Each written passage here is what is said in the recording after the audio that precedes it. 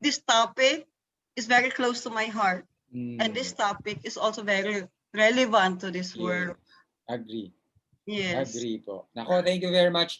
Thank you so much po sis for the time, no. And of course, I feel that you are very passionate talaga. This is yung talagang your passion, your mission, no, burning desire to really help and to share this mission and this message, okay, to more people. So I'm very happy and honored, no, to be able to, contribute yan, and of course to help others. Syempre yung discovering this message. So without further ado, ladies and gentlemen, may I start, sis, my first question, why did you choose, no, to become an environmental engineer and advocate? So kasi kanina, reading your background po, talagang really about the environment. So I'm curious, sis, what is your, reason? Why did you choose to become an environmental engineer? Okay. Before we continue, JB, I'd like you to do something for me. Yes. Okay. So I'd like you to picture those. Okay. Okay. And then hold your breath. Okay. So let's see, how many seconds can you hold your breath? I hope you don't faint. If you don't feel comfortable, just take off your hand and breathe. Yeah. So okay. Don't take too long. Okay. Yeah, that's it. It's hard po. It's hard. Yes. It's hard. It's maybe 10 seconds. Some people can go 15 or higher. I just want to emphasize the importance of air. Okay. Everybody, I don't think there's anybody who does not depend on air. And that is from nature. It makes us alive. When the baby goes out of the mommy's tummy, what's the first thing that it does? It cries. Why does it cry?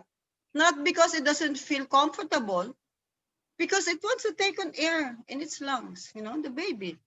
So air. And then ano pa? We need water.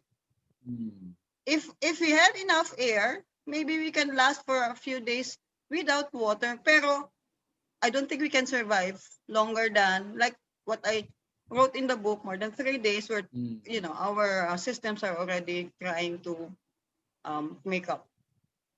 So everything, including food, di ba? It's also coming from nature. I don't think anybody has invented creating food from nothing. Correct. And these are given to us by God. So I come from a conservative and traditional family, so very religious. And I realized at a young age that everything is God-given, Nobody just, pumped air or produced water or food for us, even our life.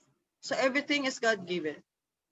And I was, at a very young age, I just loved running around, going out in the rain. And first experience, which really jolted me, was when I fell from a tree. Wow.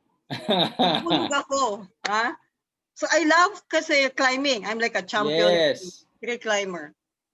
And so so there was a bird. I saw a bird, fell down, pick up the bird, and climb up the tree, and return the bird to its nest.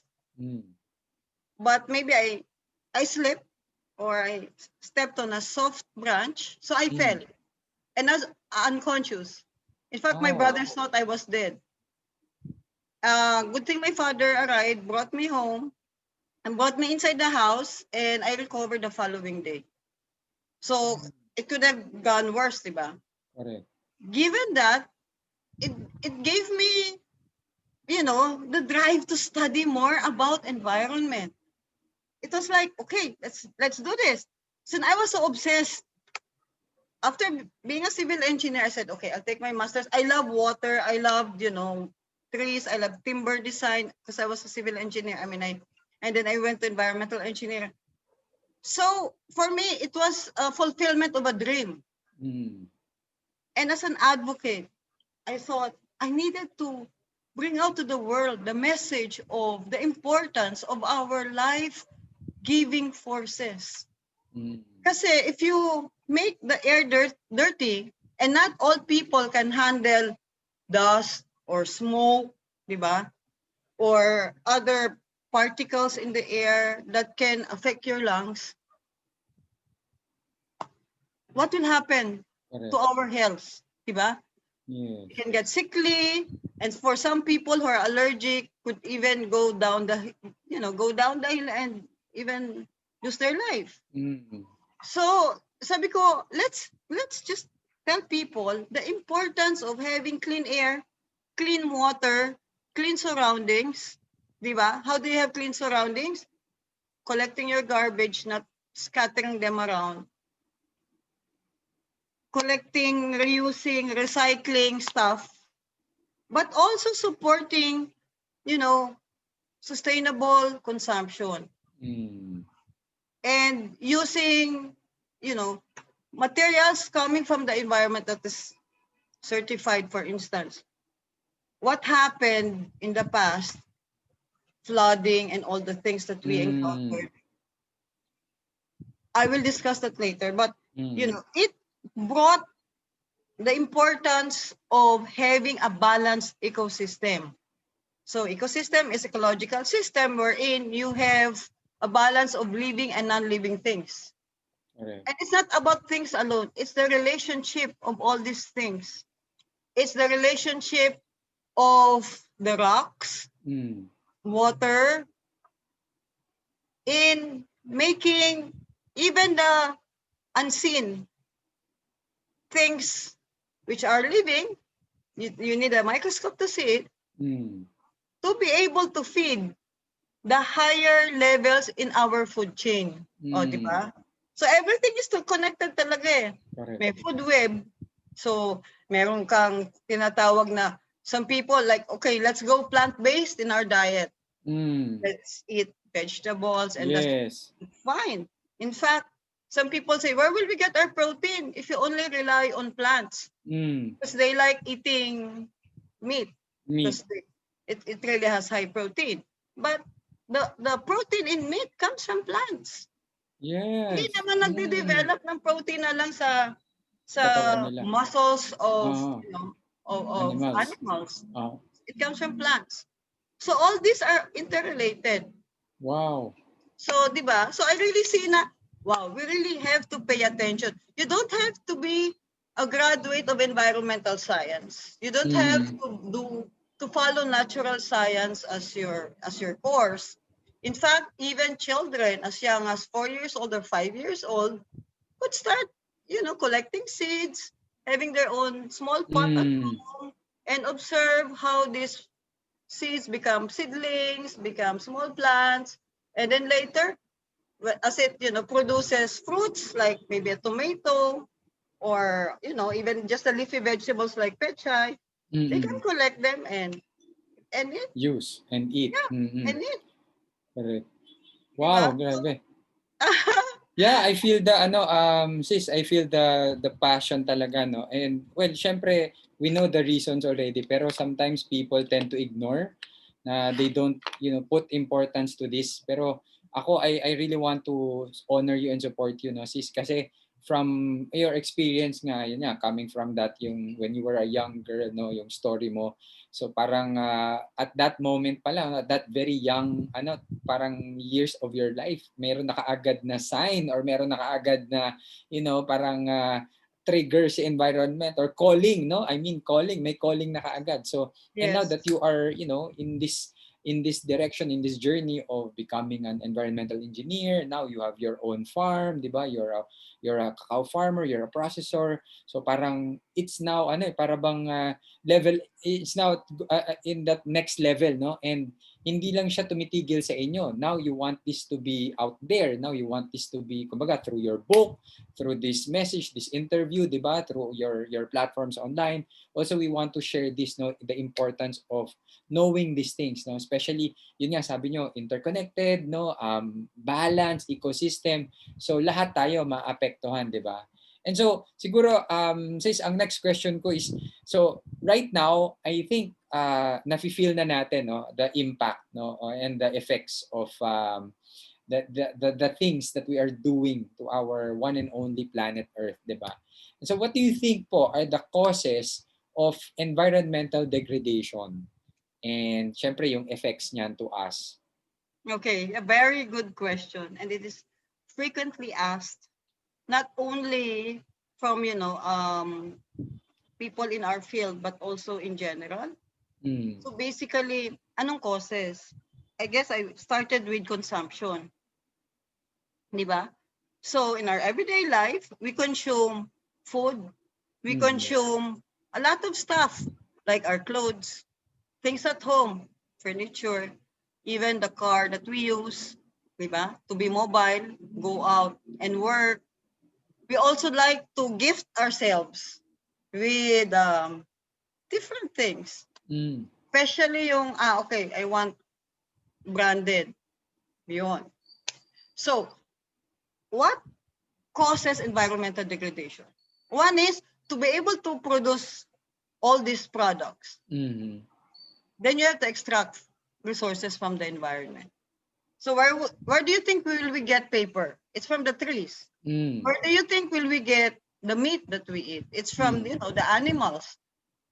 As long as we're able to provide sustainable food systems for people at the consumption that we need, then I think we are able to manage.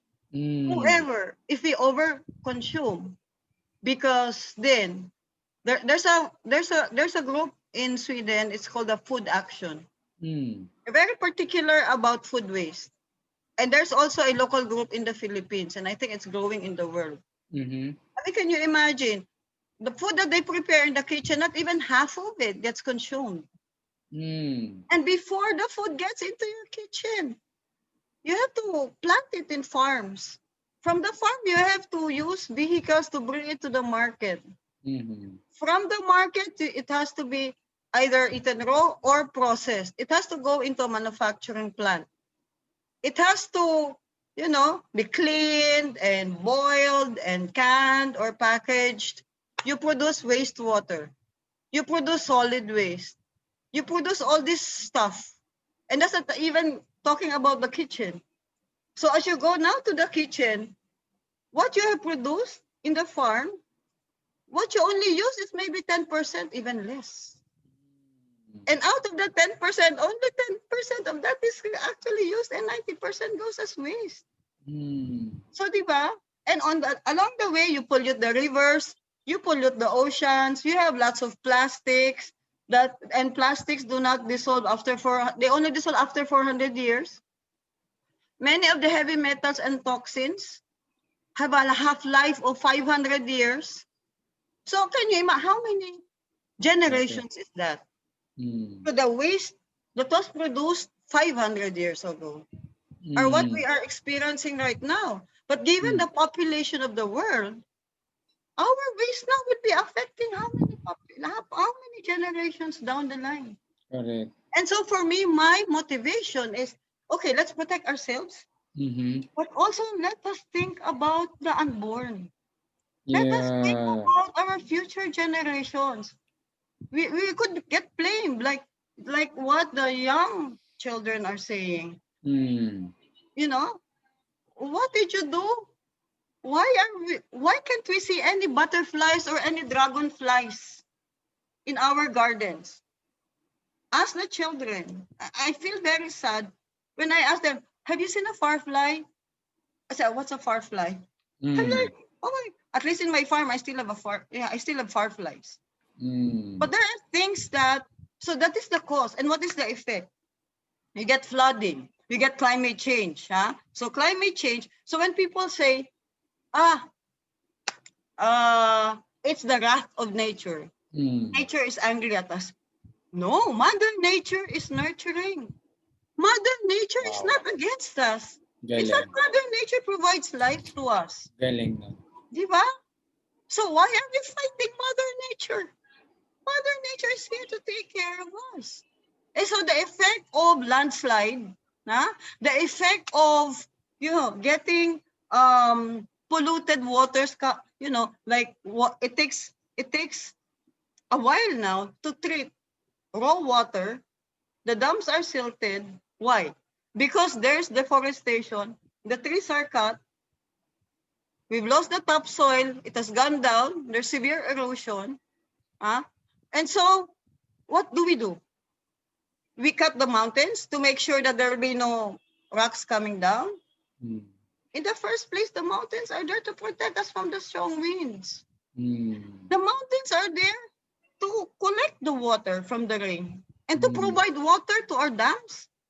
And that's why rain harvesting is very important, because we can also collect water in our homes from our roofs, or just put a pail and then maybe just collect enough. So I have like, I don't know how many drums. I have like 50 drums all around, trying to collect water from the drain, from anywhere that will fall. Right. It's one thing, you save electricity. Yes. Diba? And then Yes. you also extend the life of your water supply, so you provide more water to people. So ano pang effects? The traffic. Okay. That is one cause of, diba, pollution, so air. Anong effect? Lots of children are now allergic to small things. Not only children, even adults. You see a lot of people having asthma. You get people with, like, and then they add smoking and all the other stuff. So it's basically not only affecting the environment, but affecting ourselves. And we're bringing it to ourselves. And so while Mother Nature has its own natural regenerative capacity, we call it the assimilative capacity also. So you throw 1 drum of, water coming from the kitchen in the ocean, I think the ocean can absorb it. It can even be food for fish. But given the millions of people, you multiply that 1 drum with 2 billion people. What will be the assimilative capacity of your water? Assimilative. After a while, it cannot assimilate or absorb it anymore. The water gets murky. And when there's a lot of particles in the water, what will happen? The oxygen will be depleted. Why? Because you have the exchange of oxygen from the air, hits the water interface, and gets absorbed in the water. Diba? H2O. So the O from the atmosphere has to go down to your water phase, which is needed by your fish, which is needed by the microorganisms in the water, which will feed the fish, which will also feed the corals, because the corals are animals, they are not plants. They eat also, which absorbs also pollution somehow along the coast. So if you have polluted water, the corals die, because it's like, you start drinking water from the polluted canal. I don't know what will happen to us, diba? So the effect is really goes down to us. Correct. You eat meat that has fat, it's fine as long as you know how to slice your meat, to prepare the meat. Of course, there are other things. That's why we shifted to less eating, no meat at home. I don't buy meat at all. Yeah. So what you put in your body, the state of your health. Sometimes it is in the genes of people that they are predisposed to some diseases. But Mother Nature is there to provide vitamin D from the sun. Galing. Diba? How do you boost your immune system? We always read it, even in Facebook. Drink vitamin D. We are very lucky in the Philippines. God has been very good to us. Free vitamin D. Just extend your arm out of the window, you get vitamin D. Go at least 15 minutes. Diba? Babies, old people, they go out in the sun, and there's wisdom to that. Because your skin reacts with sunlight, and then Viola, you get vitamin D. Correct. It boosts your immune system. So sunlight is good for our health. But now, diba, you see energy, renewable energy, we get more solar panels. We get energy from the sun. So which is converted to electricity. Diba, before Stone Age, They just make some friction with the help of the sun. They were able to create fire. Yeah. So yung ganon. I'm not saying we close all our lights and start creating fire from Yes. the Actually, street. sis, I remember when we visited your house before, yung structure, I mean yung design of your house, 'di ba? Free flowing air, 'di Yeah. ba? Less no aircon yun, 'di ba? Parang yun yata Wala. yung that Yeah. is a free flowing air, yun yung natatandaan ko noon. Tapos it's a building pero talagang the air is there, kumbaga open Yeah. air. Tapos Yeah. yun nga, you have your parang plants there, small parang farm mo doon dati sa iyong harapan, 'di ba? So, ayun talagang and I see the ano po, I see the why you are talking about this kasi I agree na our planet is not angry with us, parang ganon. But she is, no, umaga nurturing us nga actually na it's the result of our actions, no? Yun nga, yung the process of our consumption na ito yung nagiging results ngayon. Pero siguro po ano sis so what are the aspects now no of our human life? No siguro let's para bang communicate it to us as a parang human beings, 'di ba? What are the aspects of our human life and the world no that we need to balance so that after discovering this information, 'di ba? Parang now we start doing something or we start at least trying some changes, 'di ba? So, ayan po. Yeah. Okay. So, yeah. So, what are the aspects of our life? I studied that. I think this is based on personal experience because of what happened to us because of COVID-19. We are in our homes. We are still. It gives us the opportunity to be introspective. It gives us the opportunity to think back, present, forward. So for me, it's like, what are the lessons that God is teaching us in this time?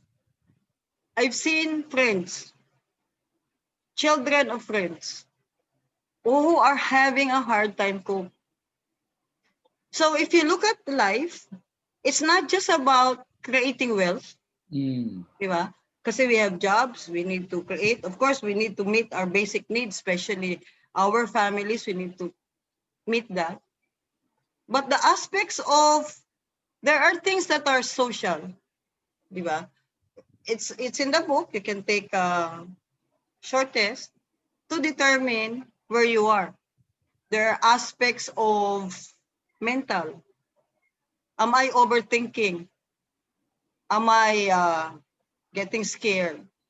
So there's the aspect of emotional.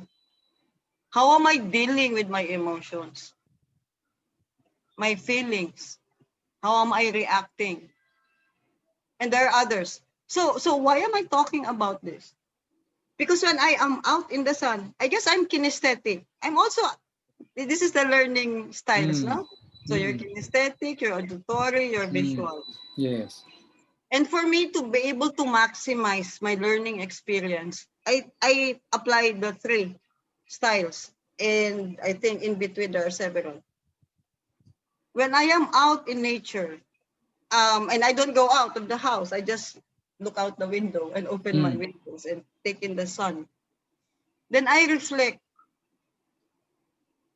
how have I been with my physical body, my physical aspect?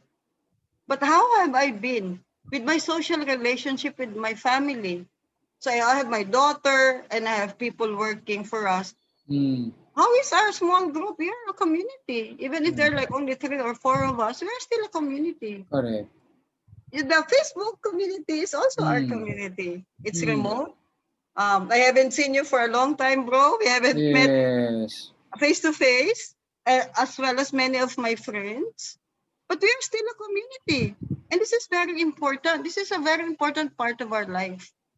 And so why am I focusing on social, about mental and community and others?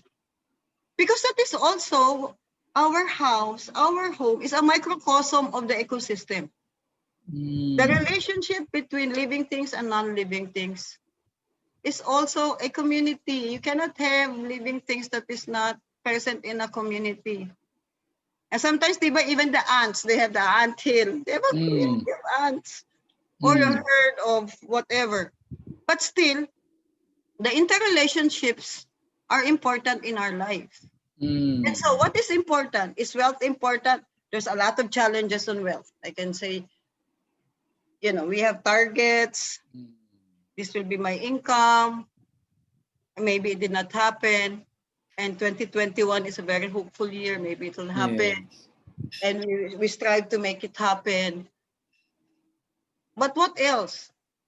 Because we don't travel anymore. And travel has been already an important part of the Filipino life, di ba? Yes. Before, I remembered only a few people can afford to buy a plane ticket. Pag nagbiyahe ka na, wow, yaman niya, Right, nakapag-plane. Now, there's a lot of budget tours. Correct. And trips that you can take. And tourism is part of our life, because it's part of our recreation. Yes. We need to relax. We need to just, sit back and reflect on what happened to my life and how do I improve my life. But it's just, and that's applying self-care. Okay? So that's another aspect of our life. And our life is one, and then times how many Philippines, how many millions of people, and then there are other countries times how many people in the different countries, so billions of people. Kaya nga, di ba sabi natin, global. Act local, think global. Wow. But at present, the global is somehow, di ba, challenging. Yes. But it doesn't stop our life. It doesn't stop our economy. It doesn't stop our community. Because as long as there's life, as long as our mother nature is there, as long as God keeps on continuing to shower us with his blessings and graces, we're here. So that's how it is, You have relationships, you have health, you have wealth, and there are other aspects that we can discuss some more. But yeah. Galing. I see the the importance of knowing these aspects in our lives. Kasi syempre from my perspective as a father, syempre number one, my priority would be to provide for my family, Para bang yung community ko, the immediate community that I have right now, yung concern ko is really my family. So this small community that I'm taking care of right now, I needed to provide for them, I needed to protect them, and to really think of their welfare, and I'm really concerned about them. And then, syempre, yun nga, you mentioned all these different aspects na relationships, financial, and of course, itong ating environment, of course, community, and so on. And so, actually, siguro ang follow-up question ko, sis, would be, if let's say there's this there's a normal ordinary like me, para bang right now we're staying at home, right now most of our time really is inside the house, inside our parang small place, parang yan na yung ating parang ngayon yung protection natin, di ba? But inside our place right now, what are the siguro mga top advice or top tips that you can give, for us to have that siguro yung number one, yung change in our relationship with our environment, change in our relationship with our siguro community also, if you can. Tapos number two, siguro paano ba yung talagang ma-imprint sa amin as a siguro normal small family, that we have to really make sure that everything that we are doing right now, we have to understand that there's an effect, to our environment. And also, we want to maximize, diba, the life-giving forces yan of Mother Nature. Siguro po, top tips, top suggestions, sis. Sige. Siguro, allow me to just show you. Yes. Yes. Sige. Sige, yan. 3 mindful habits nakalagay. How to achieve a happy, healthy, sustainable lifestyle. So ito, just to give you a background, kinunan to sa farm, sa Batangas. Yes. Nakabike ako dyan. At hindi naman to sinadya. Sa cellphone nga lang kinuha yan. Wow. But we thought it was the best. And we had a poll among friends and they chose this. So, Ganda. tips. Yes. It's in the book. But let me give you some fast reminders. First is, we have 3 mindful habits. How do I become happy? Kasi, okay, I'm healthy. I find some people in the exchanges that I have in my different communities and networks that they're healthy, and that's fine. Very good. Amazing. God, thank you for protecting us. But are they happy? They feel that there's more in life. So, sa akin, be thankful that you're happy. Also, be thankful that you're healthy. Correct. So be happy. How do you become happy? So in the beginning, yeah, just give thanks. Just be grateful for all the things that you have. So sa umaga, when you wake up in the morning, it's just be grateful and be quiet and let your mind, be relaxed and be balanced. So that's important because everything starts in the mind. Then your body follows. Correct. And that's why sa emotions, di ba? We have emotions, but we can also say to our body, okay, mind, this is what I think. How do I address? And it's not like just coping or surviving. It's basically being in control. Yeah, di ba? So being in control. But then again, you're healthy. And they say, okay, I'm happy and healthy. So in my small family, we're all happy and healthy. We're fine.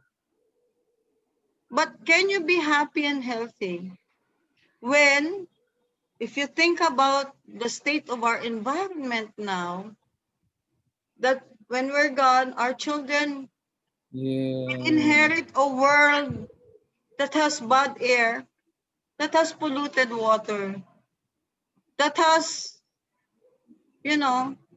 plastic in the flesh of the fish and of the animals. Because the microplastics that dissolve in the water and in the food are taken in and found in the flesh of what they eat. Will we be happy? And that's why I said it's important to have long-lasting happiness and health. Because health, we may be healthy now, but later, as all these heavy metals coming from the air, kasi yung tires lang ng sasakyan, the wheels, as they corrode, and even the concrete road, they expose all the asphalt and the concrete because heavy metals we inhale. We call it bioaccumulation. We accumulate it in our bodies. It's good to detox, bro. So do detoxification. How? Proper breathing, and then going to the toilet regularly, if not 2 times a day. Eating the right foods with enough oils so that it flushes out, all the toxins are flushed out of your body. So yun, bro, ang tips. And that's why I went into being a farmer, an organic farmer. Because I see the need for having sustainable food systems that support our bodies, and yet we regenerate the land. We do not over-fertilize, put chemical pesticides that will make the soil acidic, and later you still add more and more because now the soil cannot take it and it's not productive anymore. So, yun. What are the other suggestions? Dun sa 3 mindful habits ko, I have steps for you to be healthy. I have also steps for you to think green. Wow. Why green? Because it is Mother Nature. That is her color. And because I talked about, having to have sustainable consumption, then it teaches you how to believe. So, and the definition is also found in the book. So it's kind of a combination of the technical aspects, but written in a way that even a child in grade 4 can understand. Yes. Because it's very important for us to be aware and to act. And there's a call for action at the end. Correct. So there's an action plan that we have to follow. As an individual, I don't have to rely on the social corporate responsibility of my company for me to go tree planting. In fact, when I discuss with my colleagues and friends, okay, nice, we do tree planting. We go to the watershed and plant. Who's gonna water the seedlings? Did they survive? Who's gonna fertilize? Let's say they survive and they grow up to be nice, big. Because there's also a group that I support. It's a Philippine native trees enthusiast. So we plant native trees. The tree alone is not the habitat of our organisms. You have to have a balanced ecosystem where they can get other inputs from the environment to make them healthy. So the healthiness is not only human health, there's also healthiness of the ecosystem. And there are several ecosystems. You have the forest ecosystem, you have the river ecosystem, you have the ocean ecosystem. So there are several aspects also of Mother Nature that we have to look after, like us. Diba? We have our, our limbs and our vital organs, our brain, our all. So ganun din si Mother Nature. Correct. She needs also other aspects that we also have to be careful with. And that's why, if you look at the challenges, we bring to ourselves what we are experiencing right now. Like, okay, research says COVID was because of a virus that was released by animals. At first, they found that it was from bats. So why did the bats start releasing the virus? Could be climate change. Because once they are stressed, they release virus. It's natural to the bats. Is it their fault? Is it their fault that the trees are cut? Is it their fault that they have to fly to the cities to find for food, to forage for food because there's no more food in the forest? Huh? And then in other countries, they found COVID in dogs, in the pets. They found COVID in the horses. And then in Europe, they found COVID in mink. These small, cute white animals where they get the fur and they put around their neck for, for attire, for apparel to keep them from the cold. So apparently, it's out there already. However, it has not transferred from the animals to humans. And there was a transmission somewhere, somehow. And then what we're trying to look for later, and we're trying to protect ourselves, is from emerging infectious diseases. Because there could be other infectious diseases that may come out. Right. Because of because of the stresses that we bring to Mother Nature. And it's not the fault of Mother Nature or the animals. It's their natural reaction, like us. When it's hot, we try to fan ourselves, we go to a room, air condition. It's natural. Huh? You're thirsty, you get for a glass of water, you drink. In the same way as them. It's natural. So when they get stressed, they release these viruses. And how do we protect ourselves? By not being exposed to these animals. But if it's in your pet, diba? Research shows it's even in the pet of the animal, of the young kids. So where will we go? How do we protect ourselves? There's a vaccine, fine. But what will be the next infectious disease? And so that's why, I thought I have to share this. I feel, okay, we know this. And I really feel so strongly for the frontliners because they have been, generously giving their time. They're so committed. They're working so hard. But we should realize we're all frontliners. we will not stress our health systems if we have enough immune system to take care of any infection that will come. And so for any of the suggestions that I'm making, let's be a frontliner, take care of our take care of ourselves, take care of our families, and then we protect our society. Why has some countries been able to, just manage COVID and the spread of it? I'm not saying this country is better and this country is worse. It's just that, you just have to do, because they've done a lot of research and it's really difficult to understand diseases. And so what can we do? Then that's to our part. We don't have to, of course, government is very strict on guidelines and we should follow. We should not complain because it's for our own good. But there are other things that we can also do, like eating well, resting, cleaning our surroundings, even the masks. Please don't throw it out like, okay, I have a mask and I dispose it. Because it's still plastic, we have fibers. And it will not dissolve right away. And that's one of the challenges that we're facing. We're trying to control plastic, reduce it, but with, having those PPEs, it seems like there's a lot of plastics again. Yeah, in the system, which is in fact necessary. But then how do we solve it? So maybe, okay, that there's PPE, it is important, it's mandatory, but then maybe we can reduce the use of plastic in other things, like plastic bottles or plastic bags, all these things that maybe are not necessary. So let's just be mindful. And that's why I use the word mindful. Because it's not only about meditating and yoga. It's about remembering how to be happy and healthy when in fact our children will not be healthy in the coming years.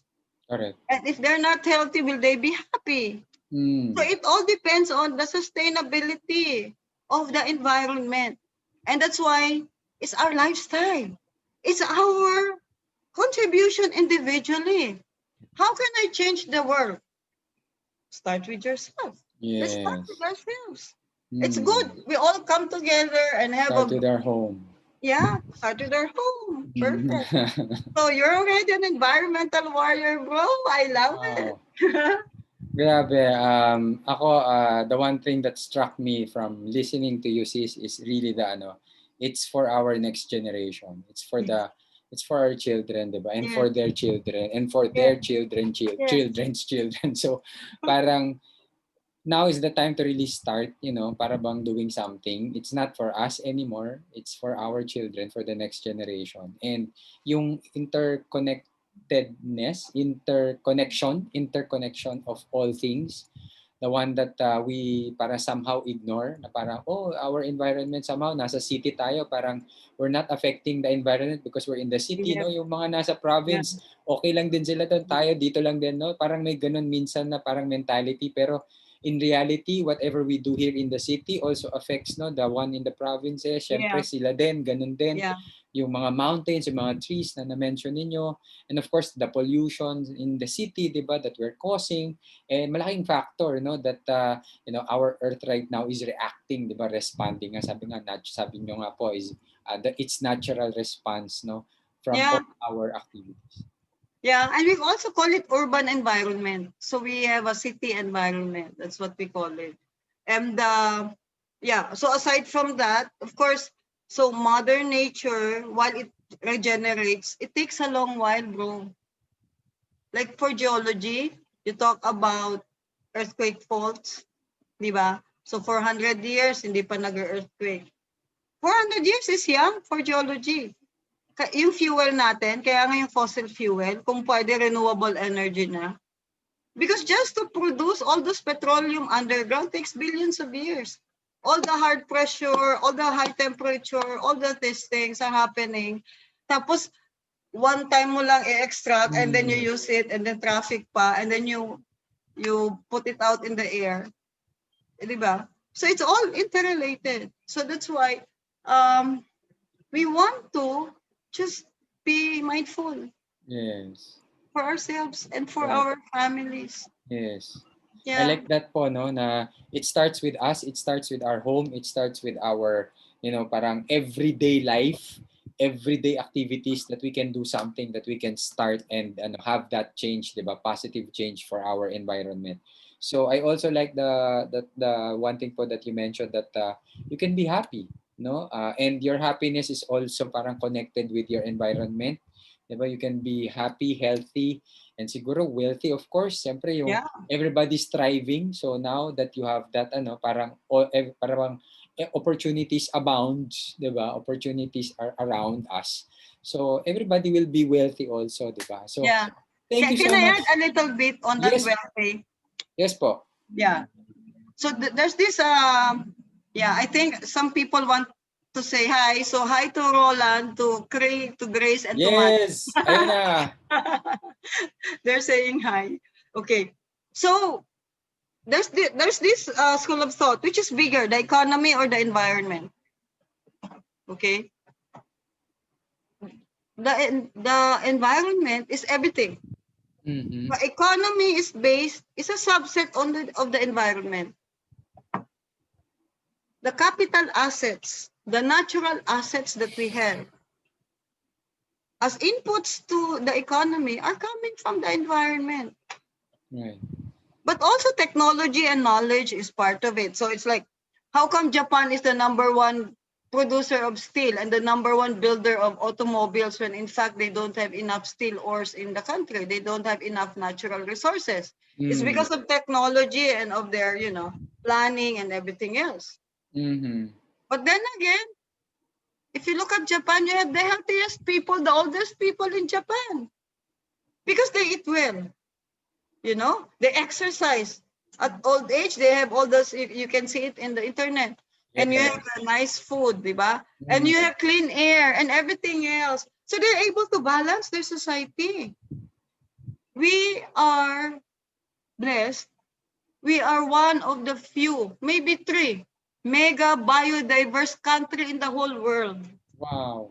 Yes, the most diverse seas is in the Visayan Seas. It has more species as almost like the Great Barrier Reef in Australia. And what do? We just throw our waste out in the sea. Mm. If you talk to the divers, they love diving in the seas of the Philippines. It is heaven, it is paradise for them. Galing. Diba?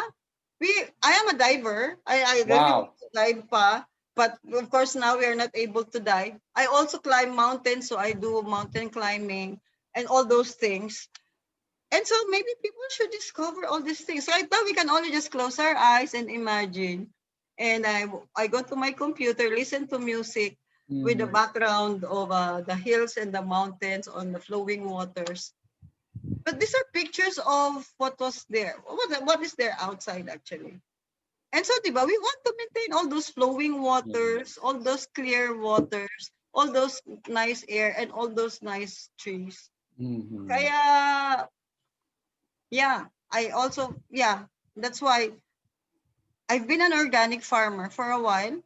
I thought, wow, this is my way of showing proving to myself and to my community that even a degraded ecosystem like the bare idle farm that I acquired can be regenerated and can produce good plants and can produce good harvest and organic.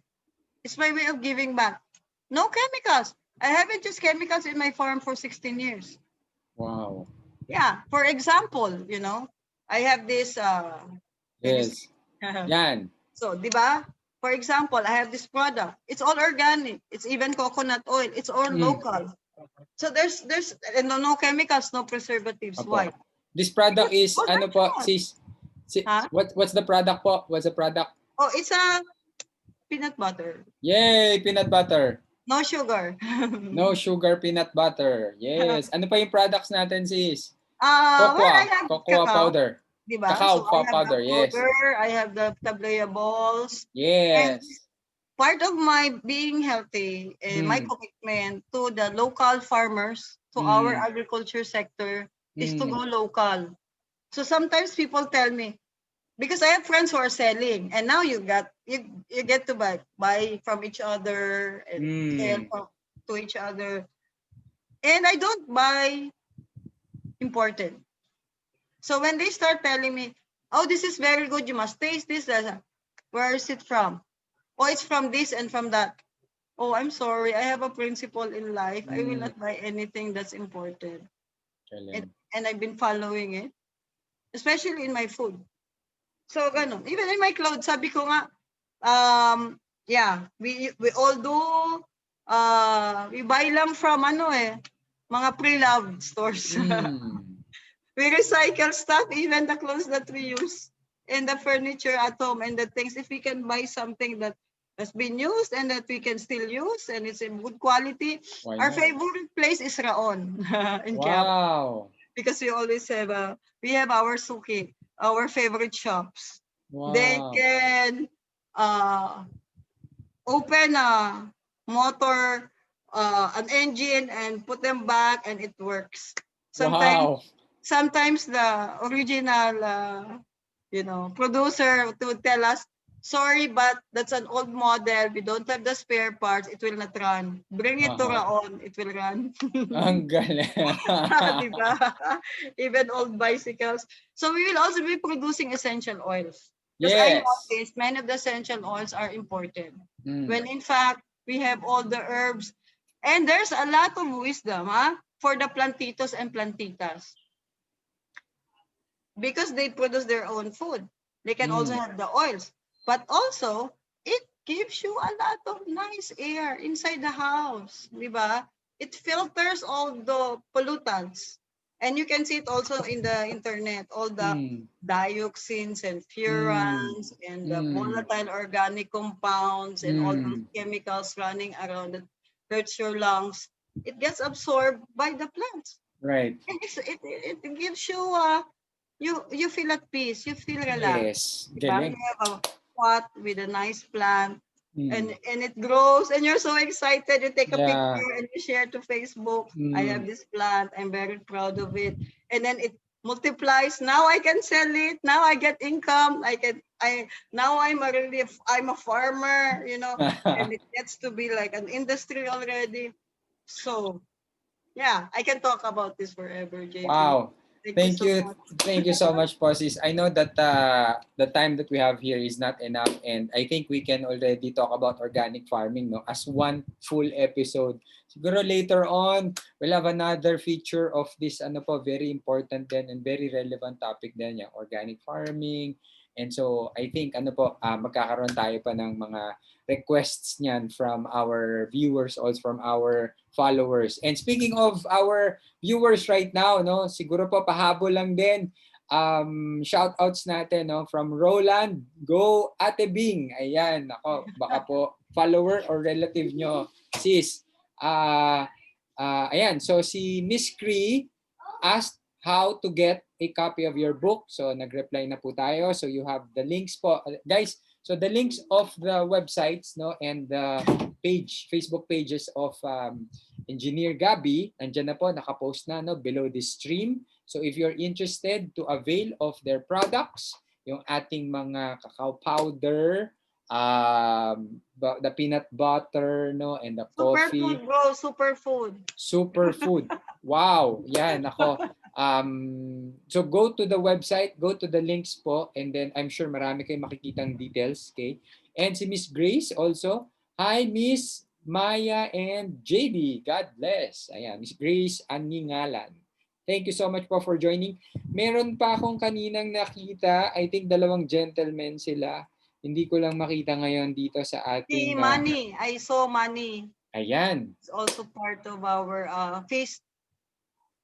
Ayan, ako po. Thank you very much. Sir, and the other gentleman, sorry, thank you so much for joining. Pero hindi ko lang makita dito sa ating Facebook broadcast right now. Pero thank you very much for joining. So that's it, no? We're up to our last minute. Siguro, sis, what's your last message? Closing natin. Okay. My last message is let's not forget to thank God. Amen. Yeah. Because everything is given by Him. Each time I see a flower bud, each time I see the sunrise, I always am reminded God is there, always watching after us, always. Wow. Wow. Na-feel ko po yan. Thank you, thank you. Thank you so much, bosses. Siguro at this point, I want to really honor you, sis. I want to congratulate you, of course, no, and support you for this mission that you are talagang you're very passionate in doing, no? You're very passionate in doing. Kasi I think from your lifestyle, you are you're walking the talk. Parang ganon, di ba? So everything that we parang saw before, no, in your house and how you talk, no, yung mga message, mga syempre in our engagements as well, no, you're always talking about the environment, no, our parang effects to the environment, no, and mother nature, being grateful, no. So kasi ako kahit papaano, guys, nagkaroon ako ng personal encounter experience, no. Kasi we were able to go and visit, no, sis Gabie's house. So talagang nakita ko yung sinasabi ni sis Gabie.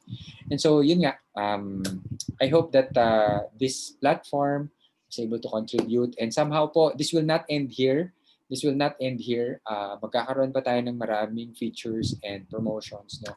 Because this mission, this message, I think really needs to be out there. At na-mention nyo rin, no? It's a relationship with COVID-19 kanina. Na parang, ako nga sabi ko parang, matatouch kaya yon kasi it's also part of the environment, di ba? So pero you mentioned it, no? Na talagang napatunayan that everything right now, tapos yung mga succeeding infectious diseases pa that, already, parang ngayon, nafe-feel na natin na may mga parating pa daw, na may mga upcoming variants and so on. So talagang ito na yung effects, no? And everything is connected. And so itong environment natin is really have to take care of it, diba? And our planet, diba? So thank you so much po. Thank you so much. Thank you, thank you, thank you. Thank you very much po. Thank you. Thank you so much, sis. Guys, thank you so much for joining. And I hope that you share this video. I hope that you share this interview. I hope that you share this feature. Kasi po, if you are with us, no, I think that you will also feel. I'm sure that you felt, no, that the message and the mission of Engineer Gabie. And also, if you are going to watch this as a replay, okay, you may want to also post your siguro questions, no, to Engineer Gabie. Go and message her and her team directly. So if you have inquiries, guys, if you have further questions, invitations, so go and reach out and connect with them. So ayan, so that we will be able to share and help, contribute to really spread the message.